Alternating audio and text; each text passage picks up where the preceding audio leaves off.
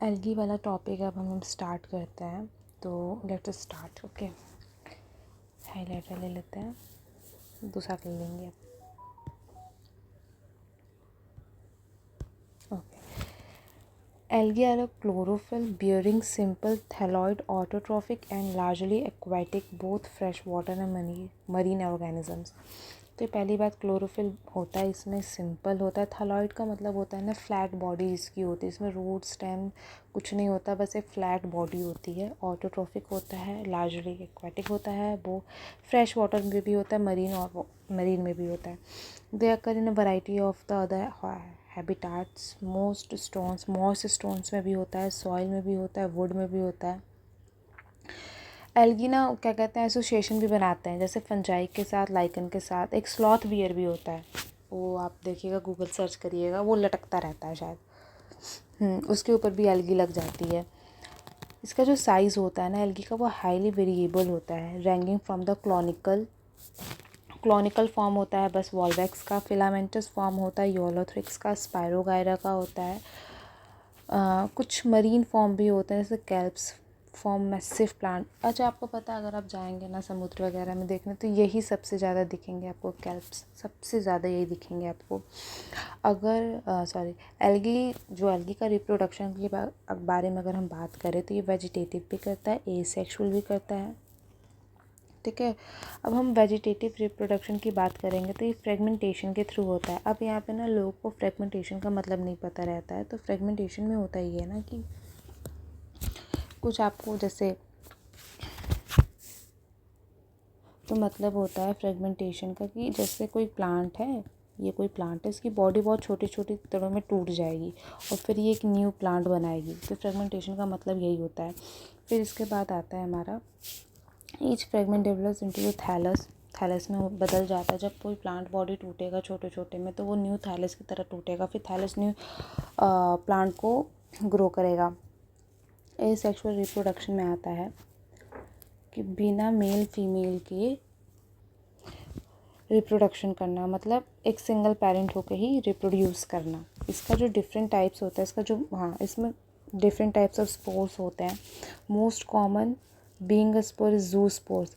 लोगों को ना पता नहीं चलता है कि जू स्पोर्स मोटाइल होते हैं कि नॉन मोटाइल होते हैं, लेकिन आपको इससे याद होना चाहिए कि अगर आप जू स्पोर्स की बात कर रहे हैं, तो यहाँ पे जू लिखा हुआ है। जू मतलब होते हैं एनिमल, और एनिमल जो होते हैं वो चलते हैं। तो अगर ये चलेंगे तो जाहिर सी बात है फ्लैजिलेटेड भी होंगे, और वो चलेंगे तो मोटाइल भी होंगे। ठीक है, तो आप इसे समझ सकते हैं।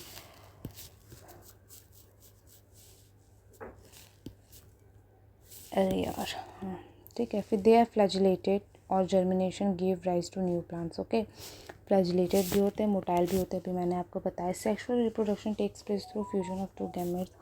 अगर हम सेक्सुअल रिप्रोडक्शन की बात कर रहे हैं, तो यहाँ पे आ रहा है आपका मेल एंड फीमेल दोनों आएगा। 2 गैमेट्स की ज़रूरत पड़ेगी।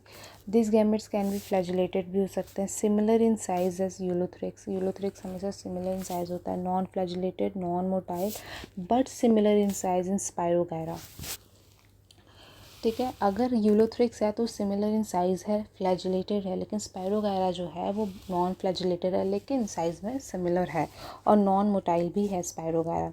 रिमेंबर रखिएगा, such reproduction is called isogamous. Isogamous का 2 एग्जाम्पल हो गया, स्पायरोगायरा और यूलोथ्रिक्स। ठीक, अब अगर हम देखेंगे डिसिमिलर इन साइज़ की अगर हम बात करेंगे, जिसे हम एन आइसोगैमस कहते हैं, होता है यूडोर्निया होती है एन आइसोगैमस, जिसका डिसिमिलर इन साइज़ होता है। अब हम बात करेंगे fusion between one large non motile static female gamete and smaller motile male gamete is termed oogamous। ठीक है, तो अगर हम oogamous का एग्जांपल देखें, तो वॉल्वैक्स एंड फ्यूकस। यहाँ पे oogamous का मतलब ये हो गया ना कि एक मोटाइल स्टैटिक फीमेल गैमेट और स्मॉलर मोटाइल मेल गैमेट जब रिप्रोड्यूस करेंगे, तो उसे हम यूगैमस कहते हैं, oogamous कहते हैं, जैसे वॉल्वैक्स एंड फ्यूकस। अगर आपको ये सब ना आपको बहुत कंफ्यूजिंग करता है, ये पैराग्राफ बहुत कंफ्यूजिंग करता है, तो इसके लिए मैंने यहाँ पे छोटा छोटा आप साइड में लिख लीजिए कि क्लॉनिकल फॉर्म होता है वॉल्वैक्स का, फिलामेंटस फॉर्म होता है यूलोथ्रिक्स, और यूलोथ्रिक्स फ्लैजिलेटेड होता है, सिमिलर इन साइज होता है, मोटाइल होता है। मोटाइल लिखना मैं भूल गई हूँ, लिख देती हूँ मैं, मोटाइल। ठीक। फिर स्पायरोगैरा जो होता है नॉन मोटाइल होता है, नॉन फ्लैजिलेटेड होता है, बट सिमिलर इन साइज होता है। ये दोनों एग्जाम्पल होते हैं आइसोगैमस के। फिर एन आइसोगैमस जो होता है यूटोर्निया होता है। ओगैमस जो होता है वॉल्वैक्स एंड स्पायरो फ्यूकस होता है, सॉरी, फ्यूकस एंड वॉल्वैक्स। इस पैराग्राफ में मेनली बताया गया है कि एल्गी को हम किस किस तरह से बहुत वैरायटीज़ में यूज़ कर सकते हैं। जैसे यहाँ पे दिया हुआ है टोटल कार्बन हाईलाइटर लेंगे। Total carbon dioxide fixation on the earth is carried out by algae through photosynthesis. They increase the level of dissolved oxygen in their immediate environment. Importance as a primary producer of energy-rich compounds. Many species of Porphyra, Lemania, Sargassum are among the 70% of marine algae used as food. ये जो बताया है porphyra, लेमानिया, सैरागज़म 70% से भी ज़्यादा marine algae हम as a food में consume करते हैं। ये अधिकतर चाइना के लोग करते हैं, चाइना, कोरिया, उन्हें बहुत ये सब का शौक़ होता है। फिर जैसे इसका एग्जांपल भी दिया है, जैसे एल्जीन, ब्राउन एल्गी होता है एल्जीन। काराजीन रेड एल्गी होता है, यूज़ टू कमर्शियली, इसका बहुत अच्छे से कमर्शियली यूज़ होता है। अगार, जीजी, जेलेडियम एंड ग्लासिनेरिया, जेलीज़ और आइसक्रीम बनाने में यूज़ होता है। क्लोरेला, जो कॉलेरा होता है, ये यूनिसेलुलर एल्गी होता है जो कि रिच होता है प्रोटीन्स में, as a food supplement use करते हैं, ट्रैवल्स, स्पेस ट्रैवल्स यूज़ करते हैं। एल्गी को आगे डिवाइड किया गया है क्लासेस क्लोरोफाइसी, फाइफाइसी एंड रोडोफाइसी में।